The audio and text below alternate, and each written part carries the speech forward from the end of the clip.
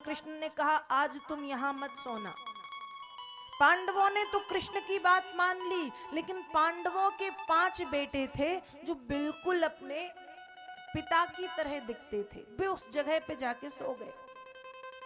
अश्वत्थामा आया, रात्रि का समय था और चेहरे एक से लगा ये पांडव हैं। पांडव समझ करके द्रौपदी के 5 पुत्रों की हत्या कर दी अश्वत्थामा ने, और सिर काट करके 5 का सिर दुर्योधन के सामने ले जाकर के रख दिया। दुर्योधन ने सिर देखे, प्रसन्न हुआ, लेकिन सिर दबाए तो दबाने पर सिर दब गए। दुर्योधन समझ गया ये पांडव नहीं, ये पांडव पुत्र हैं। अश्वत्थामा, तुमने बाल हत्या करके जघन्य अपराध किया है, अपराधी हो तुम। दुर्योधन ने भी अश्वत्थामा को बुरा कहा। और जब द्रौपदी को यह बात पता चली, किसी माँ की एक संतान यदि मृत्यु को प्राप्त हो जाए तो उस माँ को कितना कष्ट होता है। द्रौपदी के 5 पुत्र एक साथ मारे गए। द्रौपदी रो रही है। अर्जुन कहते हैं आज आपके आंसू तभी पहुंचूंगा जब उस दुष्ट अश्वत्थामा को ला करके बांध करके तुम्हारे सामने खड़ा कर दूंगा। और अर्जुन ने अश्वत्थामा का पीछा किया।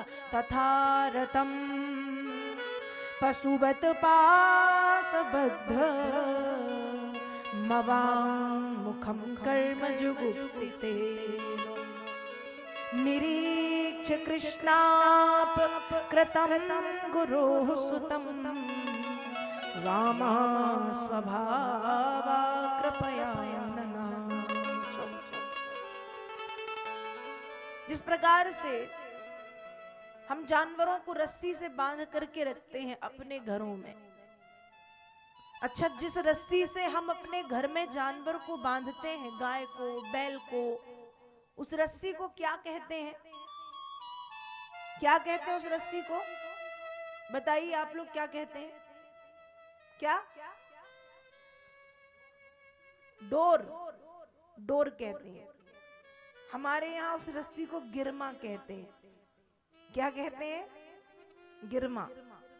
तो जानवरों को रस्सी से बांध करके जैसे हम रखते हैं डोर से, वैसे ही अर्जुन ने अश्वत्थामा को बांधा, जानवर की तरह डोर से बांधा और बांध करके घसीटते हुए लाए और ला करके द्रौपदी के सामने खड़ा कर दिया। अश्वत्थामा खड़ा है, कैसे खड़ा है? मवांग मुखम, सिर झुका के खड़ा है। सिर झुका के क्यों खड़ा है? सिर झुका के इसलिए खड़ा है क्योंकि उसने आज जो काम किया है वो बुरा किया है, ये खुद वो जानता है। इसलिए मवांग मुखम, सिर झुका करके खड़ा है। निरीक्ष कृष्णा, निरीक्ष मतलब देखा, कृष्णा मतलब द्रौपदी ने क्या देखा? गुरोः सुतम। अरे ये तो गुरुपुत्र अश्वत्थामा है। उसी समय वामा स्वभावा कृपया ननाम चो, करुणा की मूर्ति द्रौपदी करुणा करके बोल पड़ी। क्या बोली? मुच्यताम मुच्यतामेषो ब्राह्मणो नितराम गुरुहु, छोड़ दो छोड़ दो छोड़ दो। अर्जुन ने कहा तुम इसे छोड़ने की बात कर रही हो जिसने हमारे 5 बेटे मारे।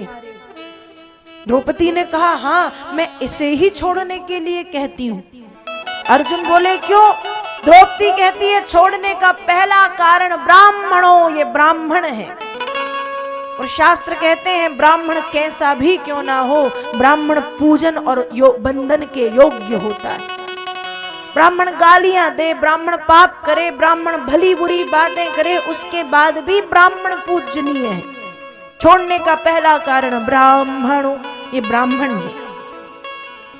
छोड़ने का दूसरा कारण गुरोः सुतम, ये गुरुपुत्र है। और शास्त्र कहते हैं आत्मा वही जायते पुत्र, पुत्र पिता का अंश होता है। ये गुरुपुत्र है, मतलब अश्वत्थामा कृपा अश्वत्थामा गुरु द्रोणाचार्य का अंश है। मतलब स्वयं गुरु द्रोणाचार्य छोटे रूप में हमारे सामने खड़े हैं, इसलिए छोड़ दो।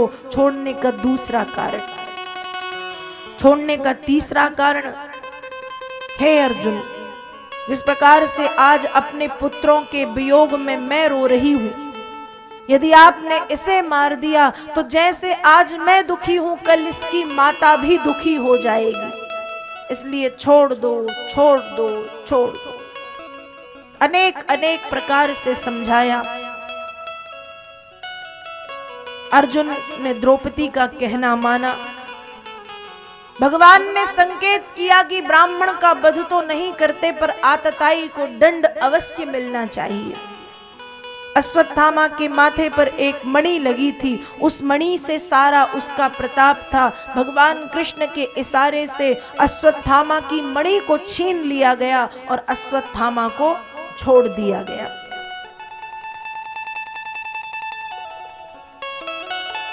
अश्वत्थामा छूट गया, लेकिन अब अश्वत्थामा के मन में बदले की भावना है, और बदले की भावना ऐसी है कि बड़ी भयंकर, बदले में जल रहा है वो, बदला लूंगा, बदला लूंगा।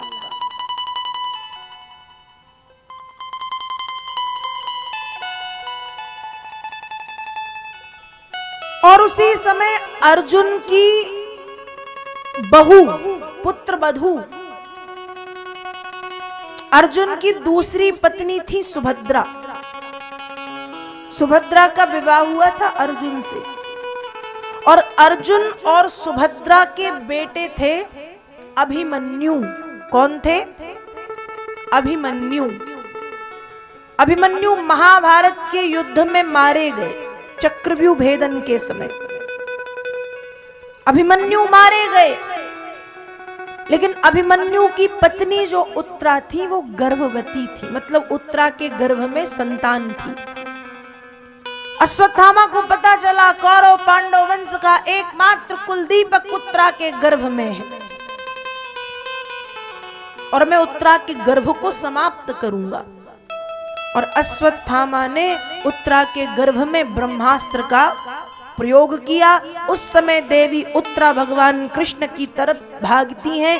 यहाँ महारानी कुंती भगवान कृष्ण की ओर भागती हैं, और भागवत जी के प्रथम स्कंद के 8वें अध्याय के 18वें श्लोक से लेकर के प्रथम स्कंद के 8वें अध्याय के 43वें श्लोक तक, मतलब 26 श्लोकों में महारानी कुंती ने भगवान श्री कृष्ण की स्तुति गाई है।